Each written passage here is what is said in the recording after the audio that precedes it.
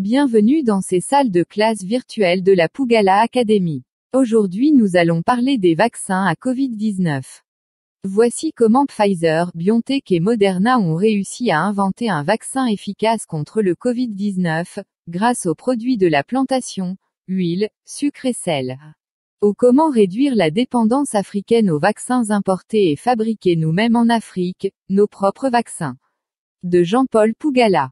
Abonne-toi, like et partage ce cours virtuel. Leçon de science pour les plus petits. Pour devenir un bon industriel demain, tu dois être un bon scientifique aujourd'hui.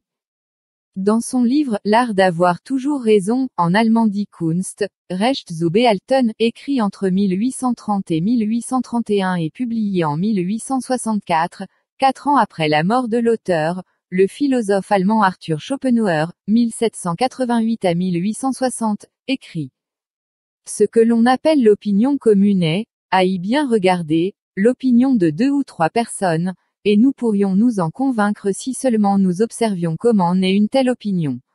Nous verrions alors que ce sont 2 ou 3 personnes qui l'ont admise ou avancée ou affirmée, et qu'on a eu la bienveillance de croire qu'elles l'avaient examinée à fond, préjugeant de la compétence suffisante de celle-ci.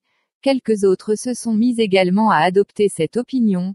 À leur tour, un grand nombre de personnes se sont fiées à ces dernières, leur paresse les incitant à croire d'emblée les choses plutôt que de se donner le mal de les examiner.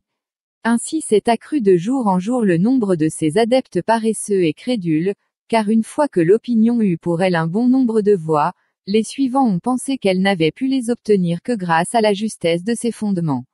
Les autres sont alors contraints de reconnaître ce qui était communément admis pour ne pas être considérés comme des esprits inquiets s'insurgeant contre des opinions universellement admises ou comme des impertinents se croyant plus malins que tout le monde. Adhérer devint alors un devoir. Désormais, le petit nombre de ceux qui sont capables de juger est obligé de se taire, et ceux qui ont le droit de parler sont ceux qui sont absolument incapables de se forger une opinion et un jugement à eux, et qui ne sont donc que l'écho de l'opinion d'autrui. Ils en sont cependant des défenseurs d'autant plus ardents et plus intolérants. Car ce qu'ils détestent chez celui qui pense autrement, ce n'est pas tant l'opinion différente qu'ils prônent que l'outrecuidance qu'il y a à vouloir juger par soi-même, ce qu'ils ne font bien sûr jamais eux-mêmes, et dont ils ont conscience dans leur fort intérieur. Bref, très peu de gens savent réfléchir, mais tous veulent avoir des opinions. Que leur reste-t-il d'autre que de les adopter telles que les autres les leur proposent au lieu de se les forger eux-mêmes? Puisqu'il en est ainsi, que vaut l'opinion de 100 millions d'hommes? Autant que, par exemple, un fait historique attesté par 100 historiens quand on prouve ensuite qu'ils ont tout copié les uns sur les autres et qu'il apparaît ainsi que tout repose sur les dires d'une seule personne. Arthur Schopenhauer dans Stratagème XXX, argument d'autorité, dans l'art d'avoir toujours raison, Poche 2003.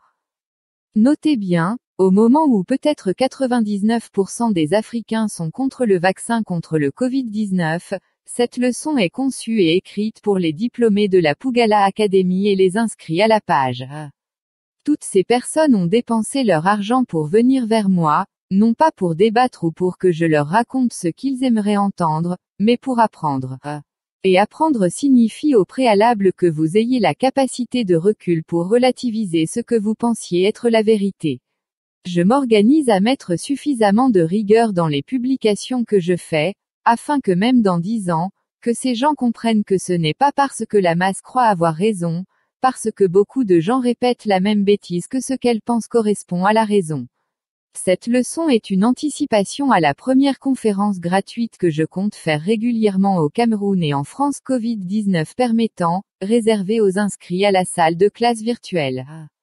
L'objectif est de rendre une salle de classe virtuelle de temps en temps réelle, afin de préparer un plus grand nombre à nous rejoindre dans le club des faiseurs d'histoire de demain, pour le continent africain. Et comme nous sommes le jour de Pâques pour les chrétiens, j'ai décidé de rendre cette publication 70% gratuite pour tout le monde ce jour de Pâques 2021. Pas pour débattre. Si vous n'aimez pas les vaccins, abstenez-vous d'intervenir. Vous avez tout l'espace des réseaux sociaux pour exprimer votre dégoût des vaccins, pas ici. Ici j'enseigne. Et si tu restes, c'est pour t'asseoir et m'écouter et puis c'est tout. Merci Jean-Paul Pougala 4 avril 2021.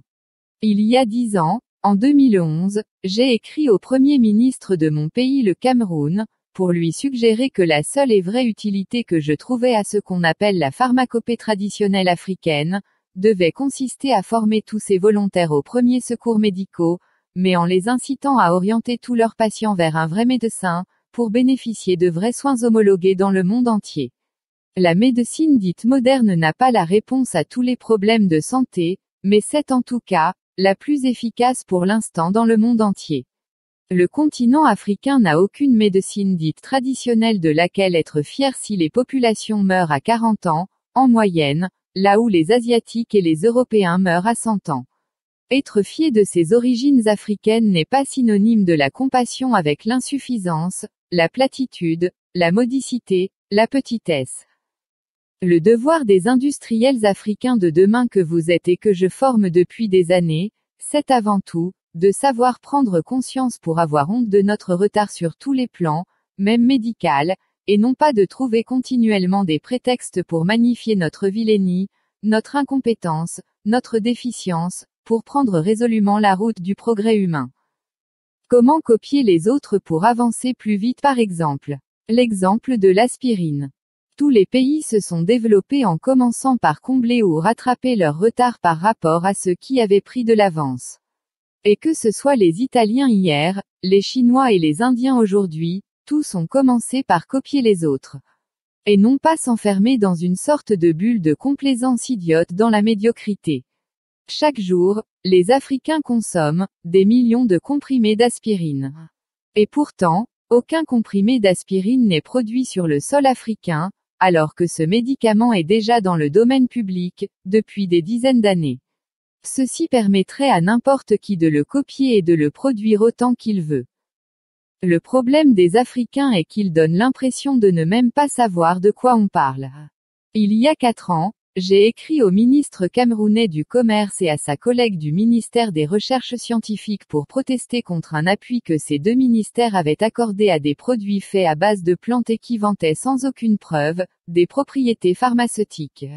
Et j'avais acheté les échantillons de ces produits non pas dans une boutique cachée d'un quartier populaire de Yaoundé, mais dans la cour du ministère camerounais du Commerce à Yaoundé, qui à son tour avait donné les facilités pour la diffusion de tels produits, au point d'offrir un showroom à l'entrée du ministère.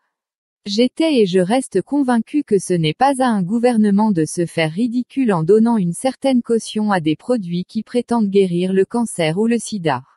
Parce que c'est très grave si le ministère qui est chargé de populariser les résultats des recherches scientifiques, se contente de donner une caution scientifique à ce qui ne l'est pas. Toutes les plantes sont des plantes médicinales par définition, ce n'est pas ce qu'on conteste. Ce n'est pas au ministère camerounais de la recherche de se rendre à ce point éducatif de fournir un document à un producteur camerounais prétextant que son produit à base de gingembre guérit le cancer ou que le corosol guérit le sida. Parce qu'on ne guérit pas du sida.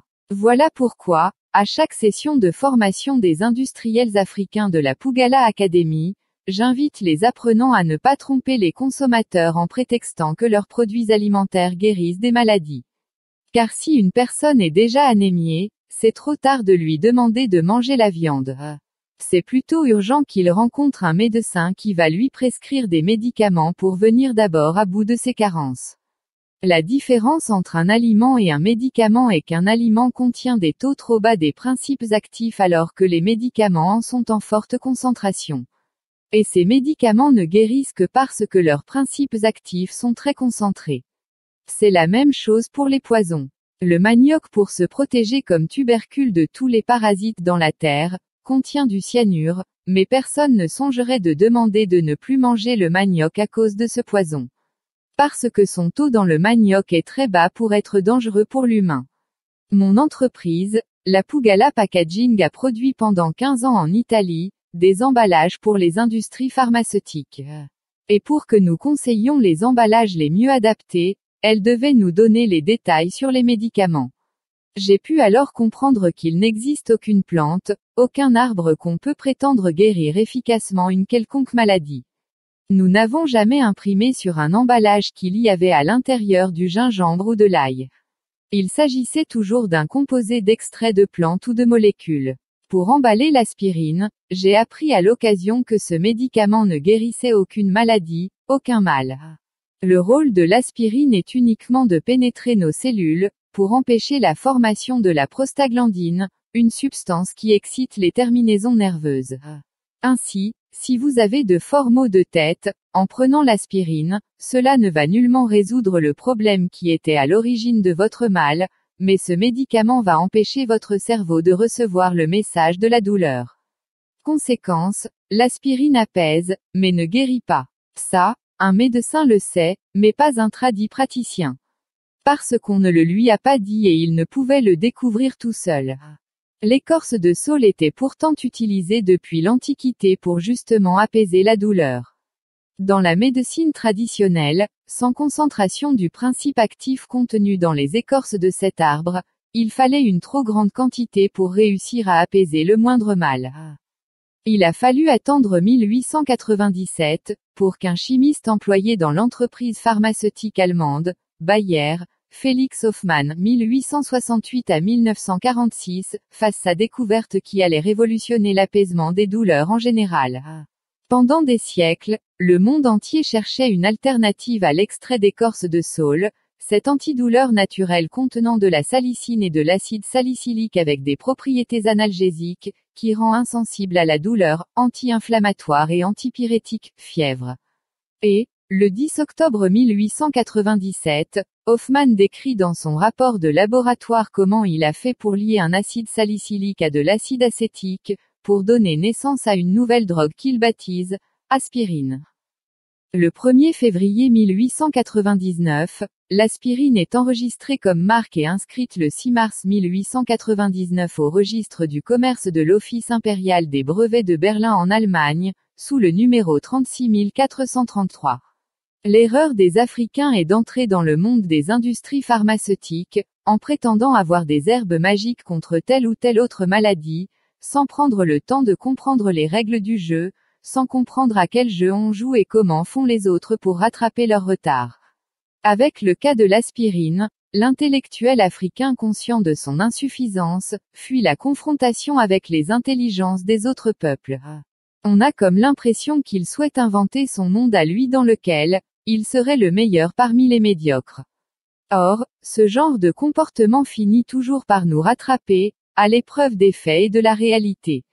Au lieu de clamer haut et fort que mon grand-père m'a révélé un secret d'une plante magique contre les maux de tête, ce qu'il me convient de faire, c'est de me cultiver pour évaluer l'ampleur de mon ignorance et de mon retard, pour lire ce qui était contenu dans le brevet de Hoffmann en 1899 à Berlin.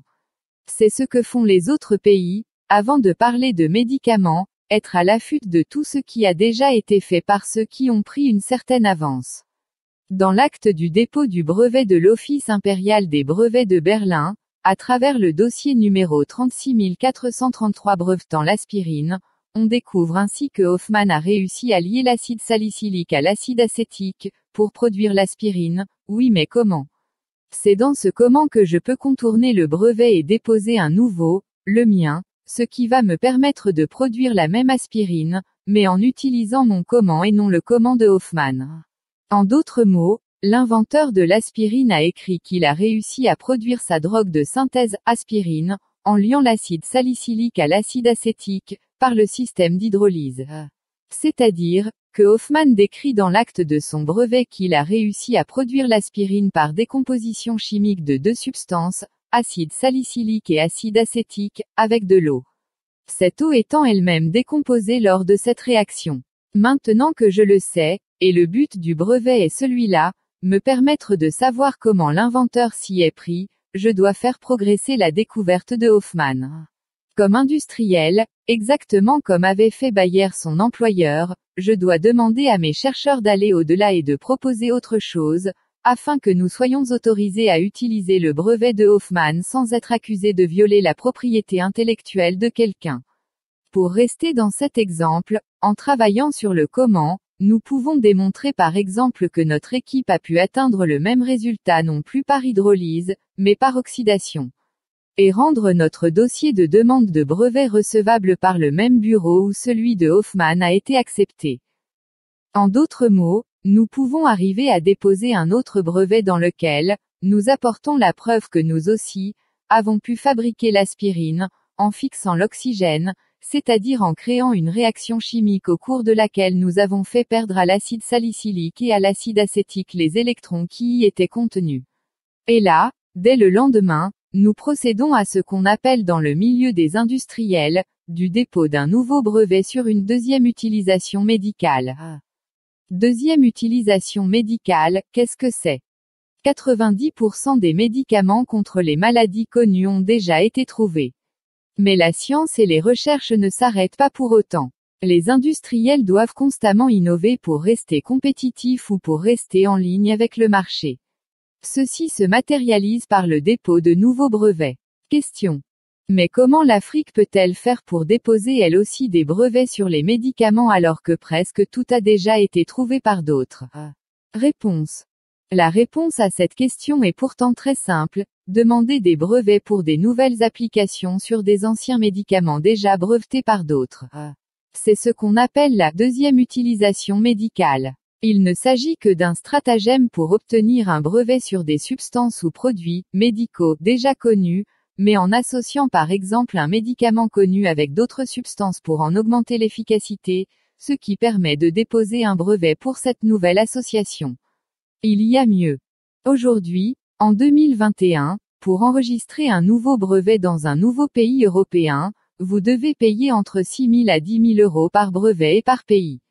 Pour déposer votre brevet dans les 27 pays de l'Union européenne, il faudrait payer 27 fois cette somme. Et comme beaucoup n'ont pas cet argent, ils vont se limiter à déposer le brevet uniquement dans les pays où se trouvent leurs concurrents, afin de les empêcher de les copier. Et comme par définition, la plupart des industries pharmaceutiques n'ont pas de concurrents dans les pays africains, en général, ils ne déposent pas de demande de brevet dans les pays africains. Ce qui m'autorise sur le plan juridique de copier le brevet sur un médicament de cardiologie ou de neurologie, sans au préalable m'acquitter des droits de propriété intellectuelle. Mais cette option est très souvent invalidée par le fait qu'à cause de l'ignorance des gouvernants africains, ces derniers acceptent de signer n'importe quoi avec les Européens, pour bénéficier de quelques promesses génériques d'aide. Et quand on va voir dans les détails, ce sont souvent des engagements pour ne pas copier les brevets déposés en Europe et non déposés en Afrique. Comment rattraper le retard de l'Afrique dans la production des vaccins ? L'exemple du vaccin de Pfizer-BioNTech.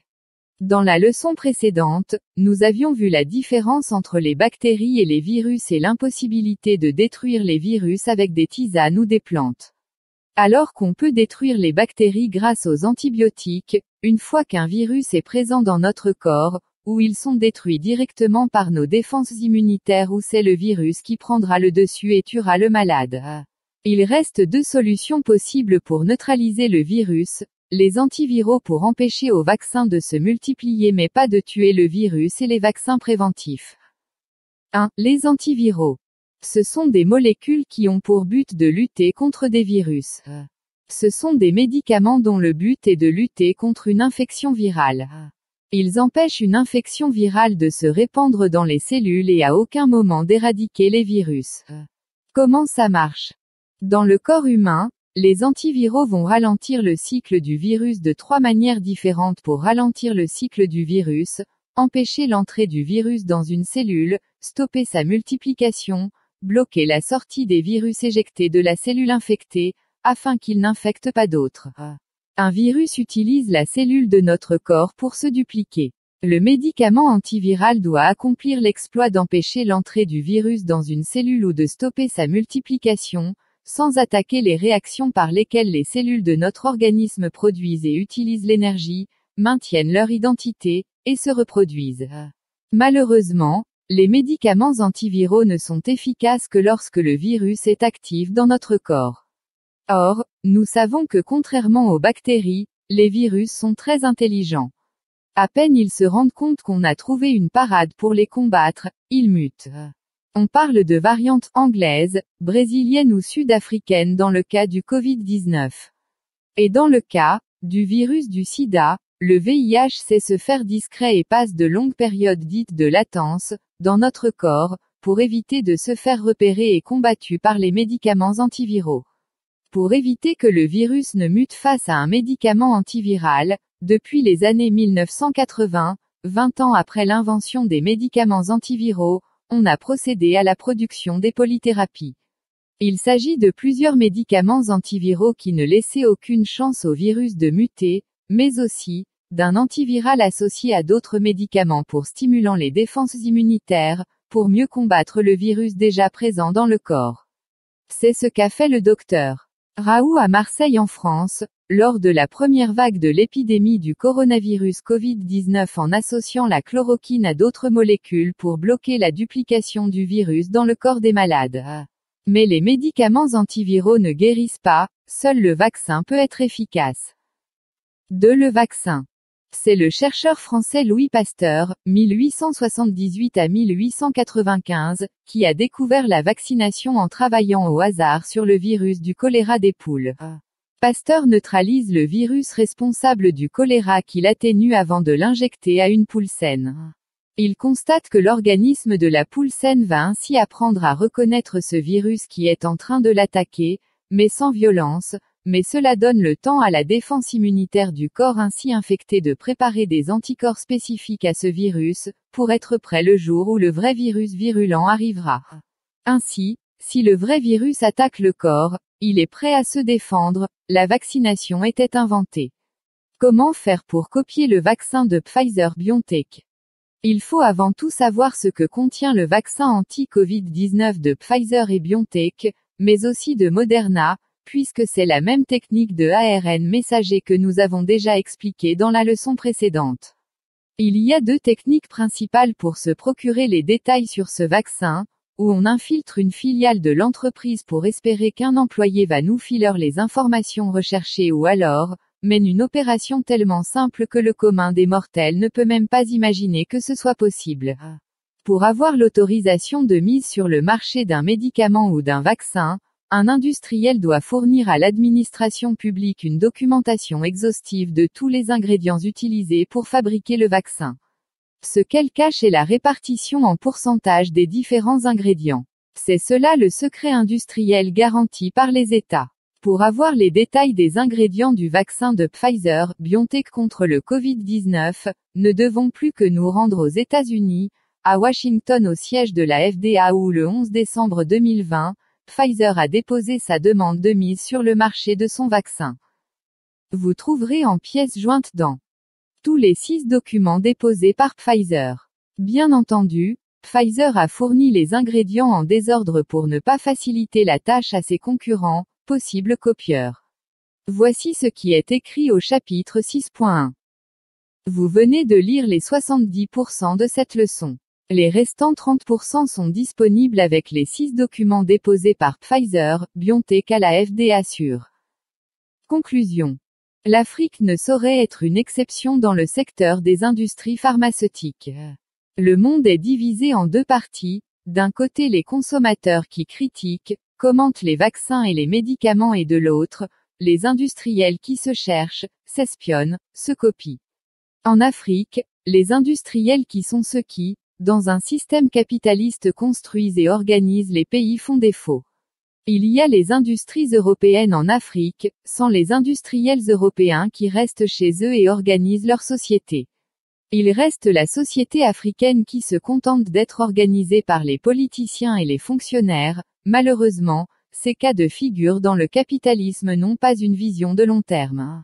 Et cela devient un véritable problème de manque d'horizon et donc d'idéal pour la société africaine.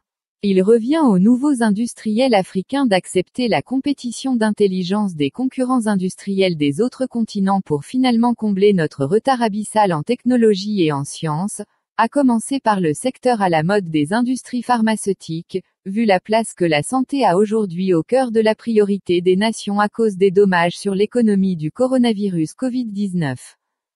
Rendez-vous à la mise à jour gratuite du mois de juin, pour tous les diplômés de la Pugala Academy pour passer à la vitesse supérieure dans ce secteur des médicaments et des vaccins produits en Afrique. Pour la plupart, les Africains se réfugient dans une paresse intellectuelle qui les amène à donner des réponses simples à des questions complexes. Rendez-vous à la mise à jour gratuite du mois de juin, pour tous les diplômés de la Pugala Academy pour passer à la vitesse supérieure dans ce secteur des médicaments et des vaccins produits en Afrique. Jean-Paul Pugala. Si cette leçon t'a plu, alors nous t'invitons à cliquer sur j'aime et partager la vidéo. Surtout n'oublie pas d'activer la cloche de notification pour recevoir nos futures leçons. Ciao et à bientôt.